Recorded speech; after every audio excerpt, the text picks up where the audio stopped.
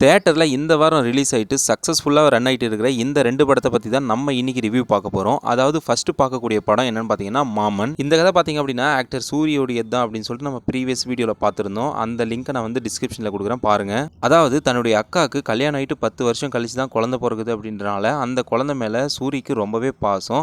ஒரு கட்டத்தில் சூரிக்கு கல்யாணம் ஆகும்போது ஐஸ்வர்யா லட்சுமியோட அந்த குழந்தை கூட இருக்கணுமா வேணாவா அப்படின்ற மாதிரி ஒரு ப்ராப்ளம் கிரியேட் ஆகும். ஸோ அதுக்கப்புறம் அந்த குழந்தை பிரிஞ்சும் போயிடும். ஸோ அதுக்கப்புறமா வந்து அவங்க 2 பேரும் ஒன்று சேர்ந்தாங்களா இல்லையா, இல்லை ஐஸ்வர்யா லட்சுமிக்கும் சூரிக்கும் இருக்கிற பிரச்சனை சால்வ் ஆச்சா இல்லையா அப்படின்றது தான் படத்தோட ஸ்டோரி. படத்தோட எண்டில் பார்த்தீங்க அப்படின்னா தன்னுடைய அக்கா பையன் கூட திரும்பவும் சூரி இணைஞ்சாரா இல்லையா அப்படின்றது தான் படத்தோட ஒன்லைன் ஸ்டோரி. எனக்கு இந்த படம் ஓரளவுக்கு டீசென்ட் வாட்சாக இருந்தது. அதாவது கடைக்குட்டி சிங்கம், நம்ம வீட்டு பிள்ளை, இந்த மாதிரி படங்கள்லாம் உங்களுக்கு பார்த்து பிடிச்சிருந்துச்சி அப்படின்னா இந்த படத்தை கண்டிப்பாக நீங்கள் ரசித்து பார்ப்பீங்க. 2K கிட்ஸுக்கு பார்த்தீங்க அப்படின்னா இந்த படம் கனெக்ட் ஆகிறது ரொம்பவே கஷ்டம், அது கன்ஃபார்மாக தெரியும்.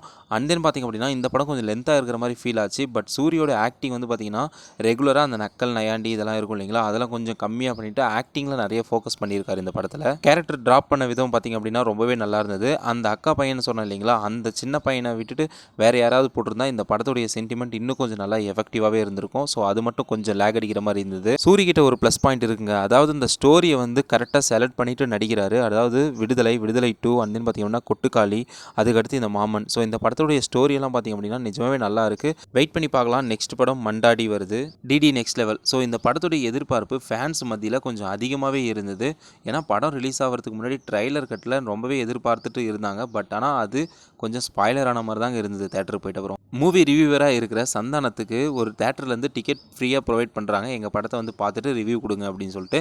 ஸோ அந்த படத்தை பார்க்க போன இடத்துல அந்த பேய் படத்துக்குள்ளே இவங்க உள்ளே போயிடறாங்க. ஸோ உள்ளே போயிட்ட அப்புறம் திருப்பி தேட்டர்லேருந்து வெளியே வந்தாங்களா இல்லையா அப்படின்ற ஒரு ஃபன் நிறைஞ்ச ஒரு ஸ்டோரி தாங்க இந்த டிடி நெக்ஸ்ட் லெவல். எனக்கு இந்த படம் பெருசாக கனெக்ட் ஆகலைங்க. ஏன்னா ஃபஸ்ட் ஹாஃப்லேயே பார்த்திங்க அப்படின்னா கொஞ்சம் லேக் இருந்துச்சு. ஸோ செகண்ட் ஹாஃபில் கரெக்ட் ஆகிடும் அப்படின்னு தான் நினச்சோம். பட் செகண்ட் ஹாஃப் போயிட்டு இருக்கிறத பார்த்தா ஃபஸ்ட் ஹாஃபே பரவாயில்லை அப்படின்ற மாதிரி தாங்க ஃபீல் ஆச்சு. முக்கியமாக இதை சொல்லியே ஆகணும். அதாவது செல்வராகவன் அண்ட் தென் கௌதம் வாசுதேவ் மேனன் இவங்கெல்லாம் எப்படியாப்பட்ட டேரக்டர்ஸ். ஸோ பட் ஆனால் இந்த படத்தில் அவங்கள ரொம்பவே ஒரு ஃபன்னாக யூஸ் பண்ணியிருக்காங்க. ஸோ அவங்களும் எப்படி இதுக்கெல்லாம் ஓகே சொல்லிவிட்டு நடிக்க போகிறாங்க அப்படின்றது தெரிலைங்க. அவங்களாம் திருப்பியும் கம்பேக் கொடுத்தா நல்லாயிருக்கும் அப்படின்னு எனக்கு தோணுது. அதர்வைஸ் மியூசிக் அண்டு சினிமோட்டோகிராஃபிலாம் ரொம்பவே நல்லா இருந்தது. ஸோ பார்க்கலாம். ஆனால் என்ன ஒன்று, இந்த ஸ்டோரியில் இன்னும் கொஞ்சம் ஸ்ட்ராங் பண்ணி தான் நல்லாயிருக்கும் அப்படின்னு சொல்லிட்டு தான் தோணுச்சு. சந்தானத்துக்கும் பார்த்திங்க அப்படின்னா பெருசாக எந்த அளவுக்கு ஆக்டிங் எதுவும் கொடுக்கலைங்க. ஸோ அவருக்கே அந்த ஸ்க்ரீன் பிளேயில் கொஞ்சம் கம்மியாக தான் கொடுத்த மாதிரி இருந்தது.